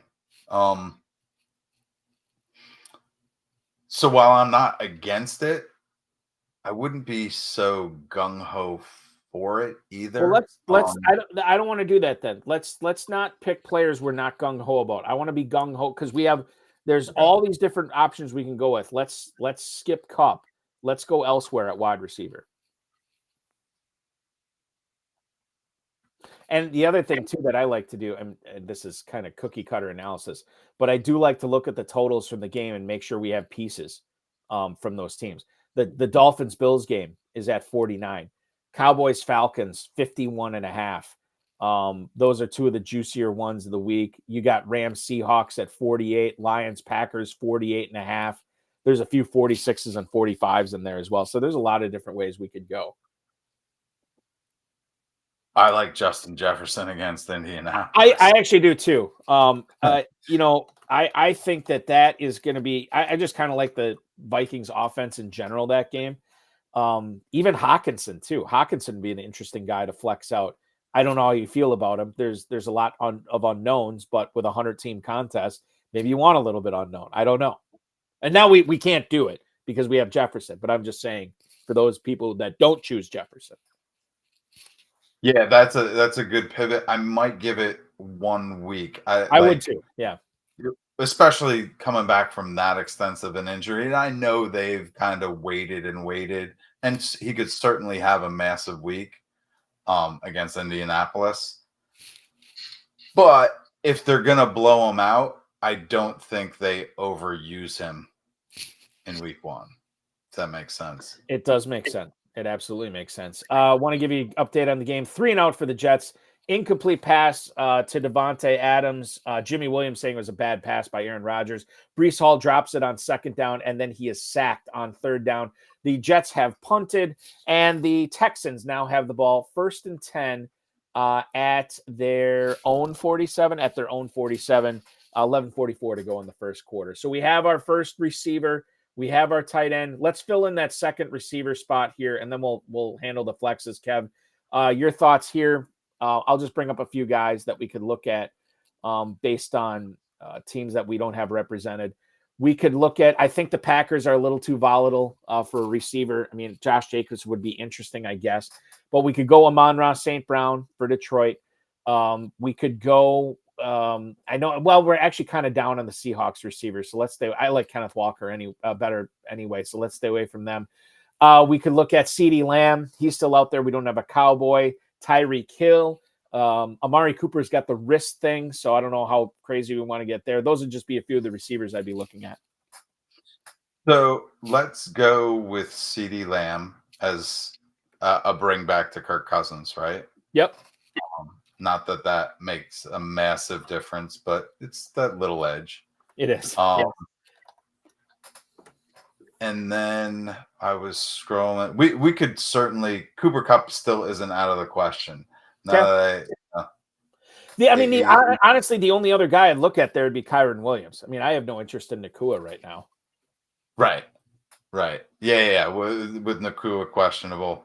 And actually, I kind of like the idea of let's put Kupp in. Okay. And like the viewers can certainly put Kupp in now. If we find out Puka Nacua is healthy, we can always just flip him right before game time. If you find out Nacua is active, do you actually prefer him over Kupp? I do.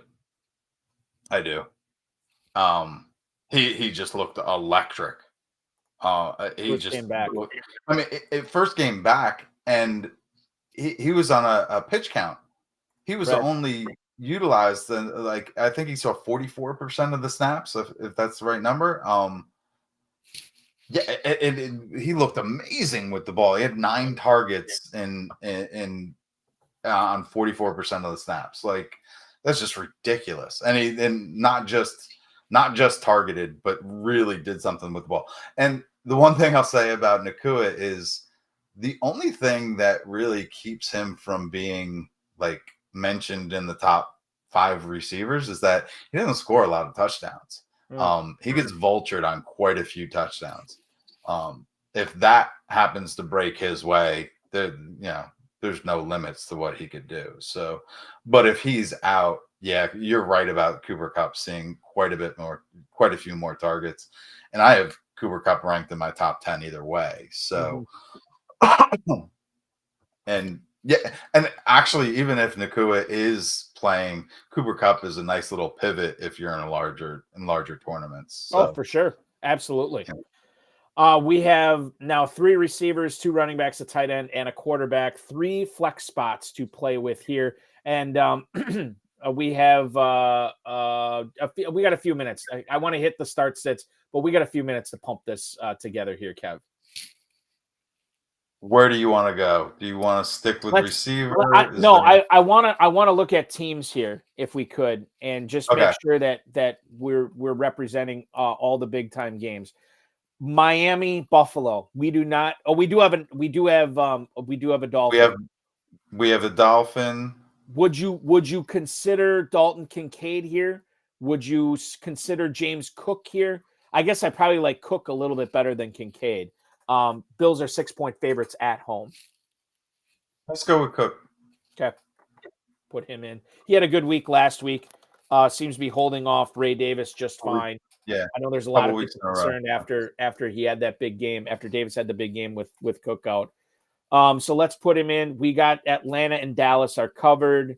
I thought there was one other big game. Do you want to look at Amon-Ra St. Brown or Sam Laporta?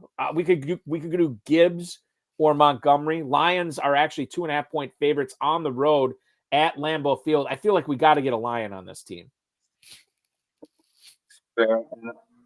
I don't hate any of those names. Yeah, I don't either. Like, and they're all flexes. Like we can take any of them. So the one thing, like I've never been a Jahmyr Gibbs guy until last week. That 70-yard touchdown did something for you. He looked shot out of a cannon like I haven't seen in a while, and just he just looks good. He looks like he looks comfortable. The team looks comfortable with him. I've in the past couple seasons I've been more of a Montgomery guy, and it's paid dividends. Mm-hmm. But man, yeah. Gibbs looked electric. ARSB, I think he's very consistent, but I feel like Laporta, they got to start to really work him in at some point. Like, he's just been, I do want to see it from Laporta again first, though. So I was going to say ARSB, but let's go for the explosive Gibbs if you want to stick. Yeah, I put Gibbs in there. And the thing is with St. Brown, I haven't seen a lot of these, double-digit catch games for 100 yards and a touchdown. He's been all right, but, I mean, he hasn't been like a world beater like he was for portions of the season last year. So I do like the idea of putting Gibbs in there as a pick to win type guy. Right. And Laporta, for whatever, I want to see it first. Until he gets worked in more, I really don't want to be deploying him in a format like this. So I'm with you on Gibbs. By the way, there's a injured Jet in the game right now. There is a roughing the punter, I should say, penalty on the Jets, which caused the Texans to keep the ball. They have it 3rd and inches right now at the Jets 40, 9:19 to go in the first. We have one spot left, Kev. Is there anybody that is sticking out to you? Oh, yeah.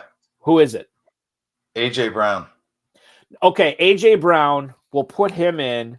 And why do you like him as our final player here this week? So he is at home against the Jaguars right now, 7.5. When he's healthy, when he's playing, he's almost guaranteed 100 in the touchdown. And he has the potential to break the slate at any moment. Mm-hmm. And they're playing Jacksonville. Jacksonville is a sieve. Yeah. So like, I whenever I do these things, I join the 100-person because I'm more of a tournament type. Right. For sure. And I'm looking for the most explosive upside I can find. I'd like to find it for cheap because I'm frugal, but I'm more than willing. I mean, everybody's the same price in this, but like there's probably quite a few people that are rostering AJ Brown in this thing, but he is extremely likely to go off and dominate the slate. So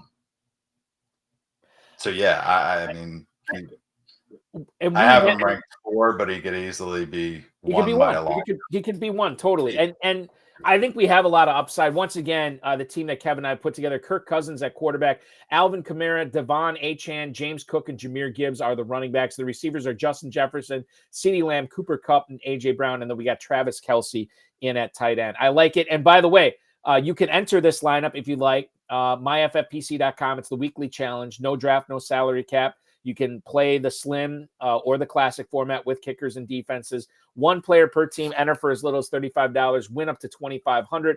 This, we are recommending you enter in a 100-team format. You can enter it in whatever format you want, quite frankly.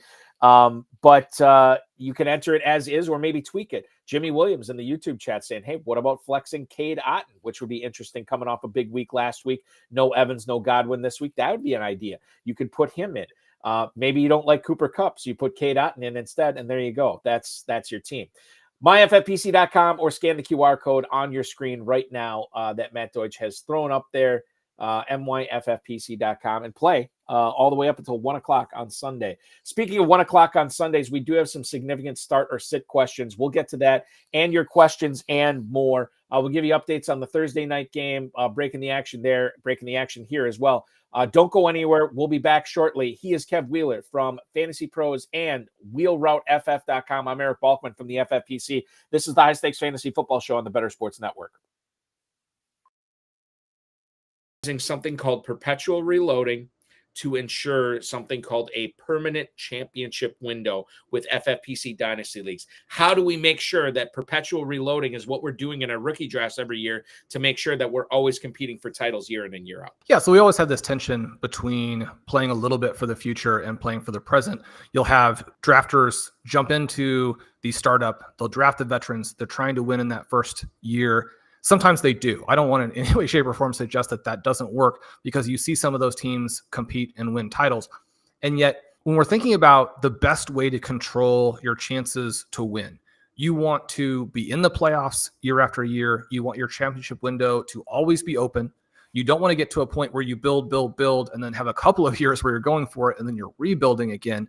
You want to be in it every year. You want to get as many buys as possible so you don't have to compete in that quarterfinal round. You build a more powerful team. You can't control the injury that you have to the key player that cost you a title, or the 50-point game that a non-elite player like Amari Cooper scores and knocks you out. You can control having one of the best teams every single season.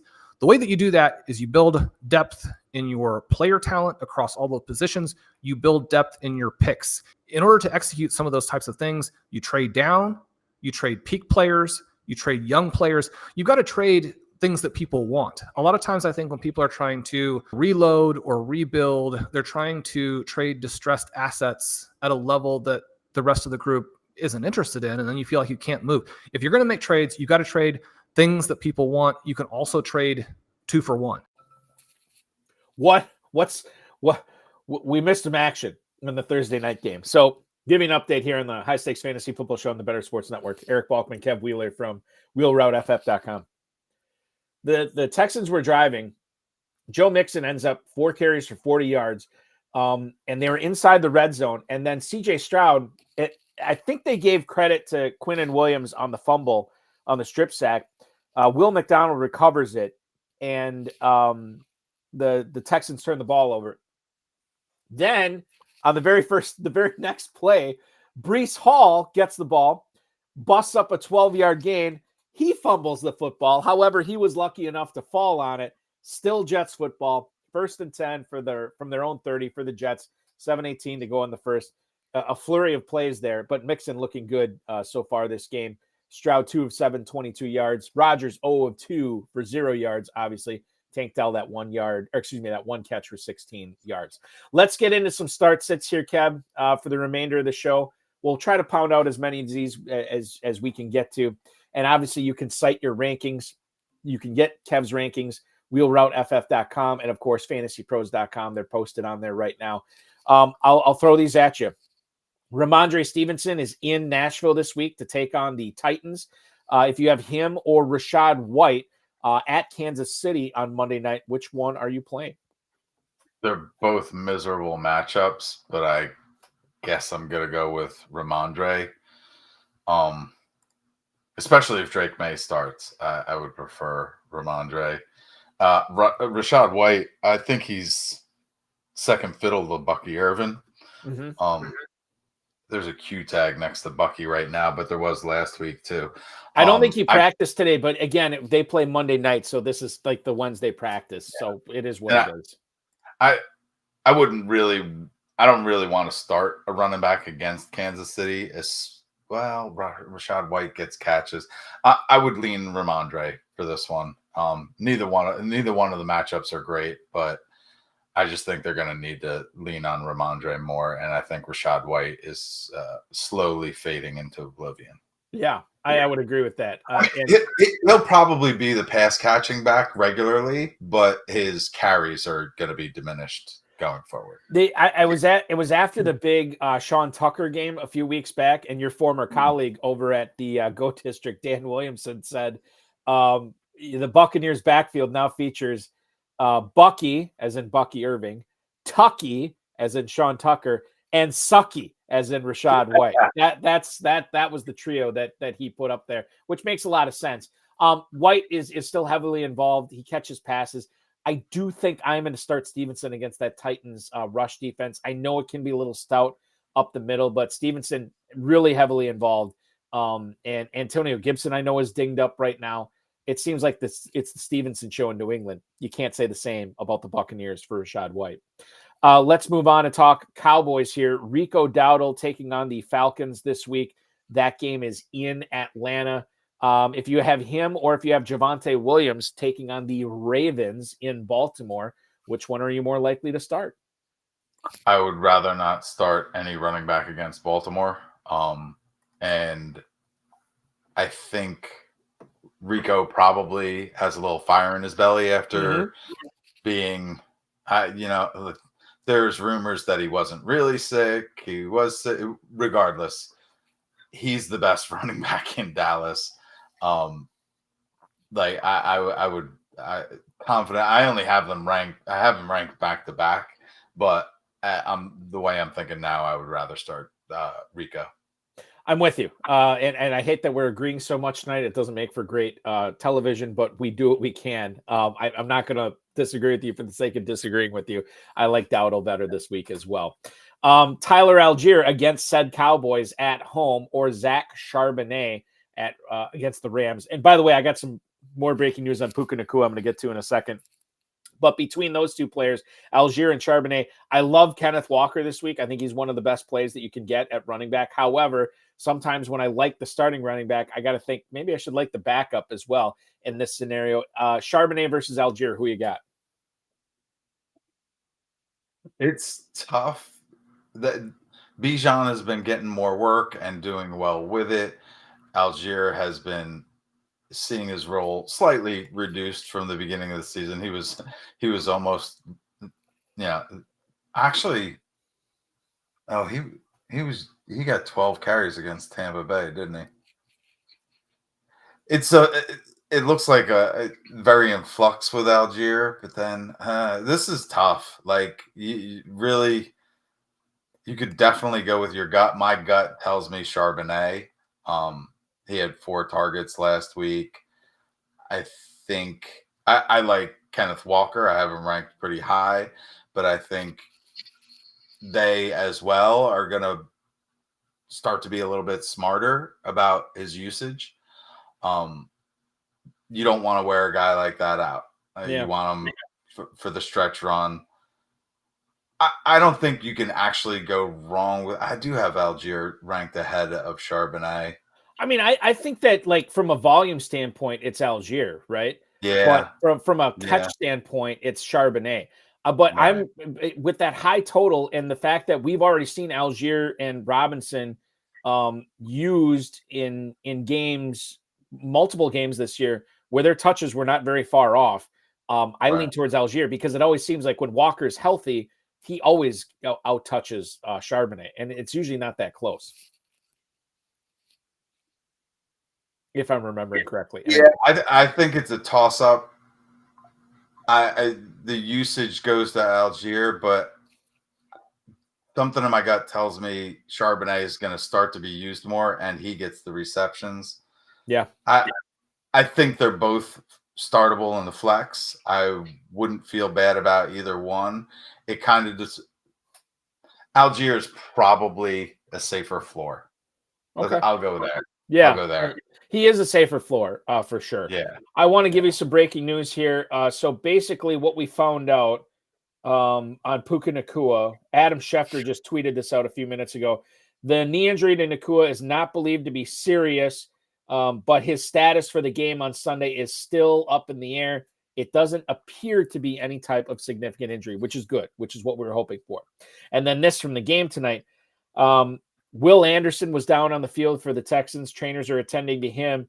Aaron Wilson also posting on X that Tank Dell is in the medical tent on the field. And we'll give you an update on that if we get one before we go off the air. Let's go to the YouTube chat right now. Kyle Singer, full PPR, Jake Ferguson or Trey McBride, as I look at Kev Wheeler's rankings here for tight ends. You have Trey McBride ahead of Jake Ferguson. I'm going to agree with you. I think it's McBride over Ferguson this week. Yeah, I don't particularly care for the matchup against Chicago, but I think he's head and shoulders over Ferguson, to tell you the truth. Yeah, yeah, it's solidly McBride. I don't even like rank Ferguson. I have him at tight end 8. I would like to drop him more, but I don't necessarily. I think Ferguson has a pretty safe floor, but McBride hasn't. Has he scored even one? He scored 1 touchdown this year on a fumble recovery, I think. The tide's got to turn for him at some point. He's being utilized so much. I mean, especially the last few weeks. You know, it's so tough to turn down that volume. I think Ferguson is interesting, but Ferguson is never going to have these McBride type blow up games. Where he's kind of steady Eddie. 6 for 70, 6 for 65, 5 for 75, and whereas McBride, he does have that 10 catch for 120 yards and 2 touchdowns in him, And Kyle's bringing up matchup wise. Yeah, I get it for sure. It's close between the two. McBride is going up against the Bears at home, and then you have Ferguson in that potential shootout in Atlanta as well. So I get it.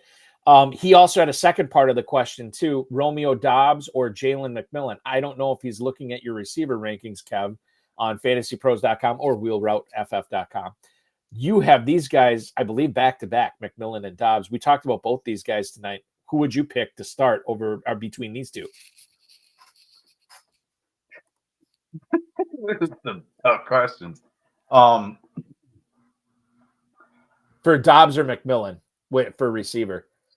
It's just that picking between them. That's a tough choice. Put it this way: if Love doesn't start, it's definitely McMillan. Yeah.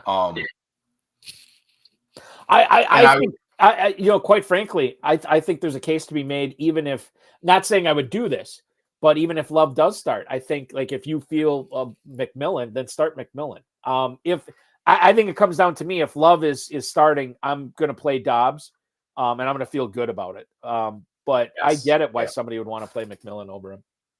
Yeah, I wouldn't hold it against anybody, but I think if Love plays, I'm moving Doubs up. Or if he seems healthy going into Sunday, I'm moving Doubs up higher. Yeah, I think Doubs he's kind of a must start if Love plays.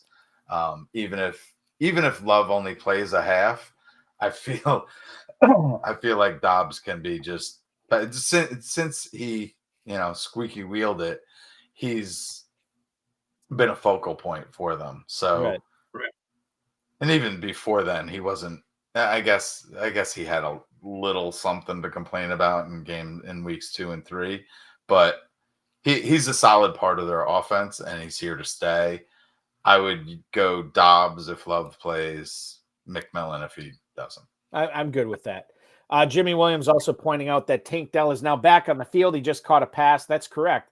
He actually is up to 2 catches for 25 yards. It was not enough for the Texans to keep a drive going. They have now punted once again. We got 3:50 to go in the first quarter. Trust me, you're not missing anything in this game. The Jets now have it. First and 10. Go ahead. Sometimes they just go into the tent to take a poop.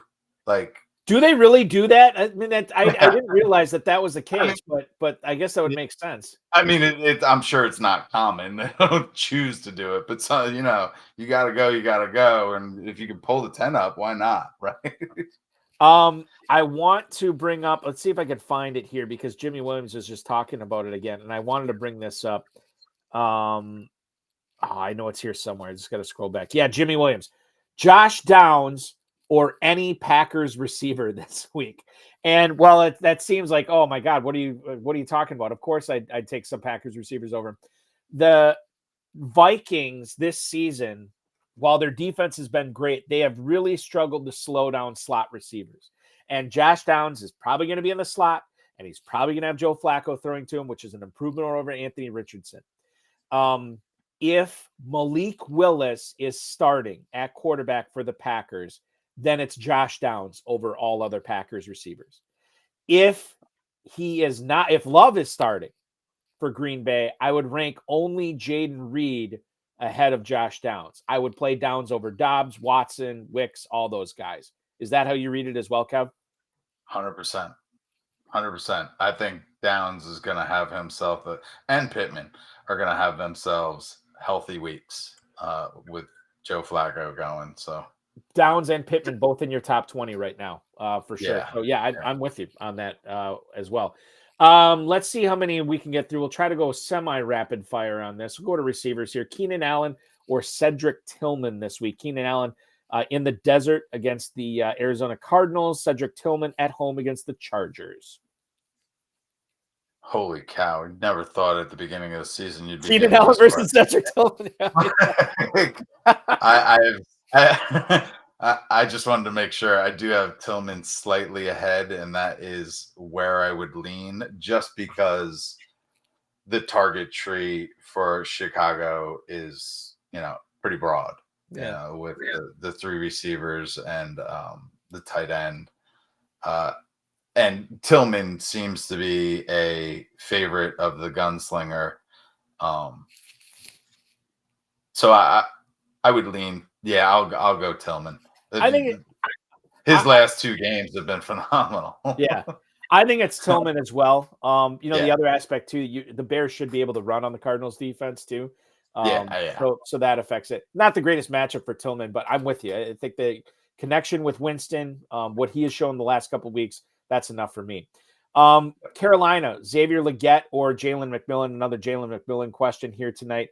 Xavier Legette for Carolina is going to be at home against the Saints defense. I lean towards McMillan here, Kev. I have him back-to-back, but yeah, I lean McMillan too. With the return, like if Thielen comes back this week, how can you play Legette? Oh no, yeah. If Thielen comes back, and not only that, what's his name? The Jalen Coker is Coker's been pretty good, yeah.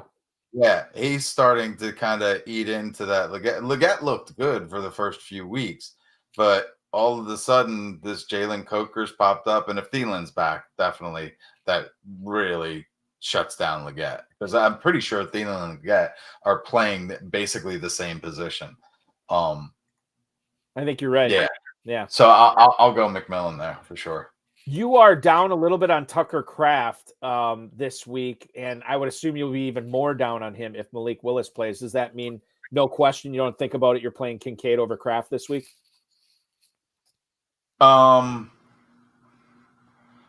If Kraft, like I've been high on Kraft, yeah, Kincaid against Buffalo, I'll go Kincaid.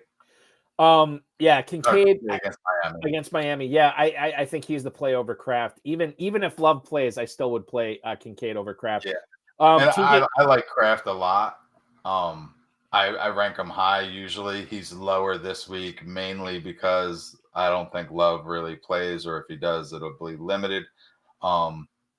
Even if Love plays, even if he had a fully healthy Love, I'm not sure I would put him above Kincaid this week. Okay. We talked about TJ Hawkinson. We want to give him one more week, or one week just to see where we're at on him. But if you didn't have that luxury and you had to either play him or Hunter Henry, who would you play this week? I have Hawkinson above him, above Henry. Hawkinson over Henry. There is a little bit more upside there. With Hawkinson, and that's a gut call, but I think it's going against Indianapolis, Hawkinson could easily score a touchdown. I think. Oh yeah. Oh, and that's the thing too. If Hunter Henry has Brissett at quarterback or Drake May, it makes a difference too. I'm very high on Drake May as a quarterback overall, and he seems to have a thing for Hunter Henry. So if May's in at quarterback, would you play Henry over Hawkinson, or is that still not enough? I would strongly consider it. Okay. It becomes a much tougher question at that point. Let's do this. We'll wrap up tight ends. Isaiah Likely, or a guy that was picked up in a lot of my leagues in the KFFSC last night, Jonnu Smith. Who would you play there? Smith against the Bills. Likely is at home against the Broncos.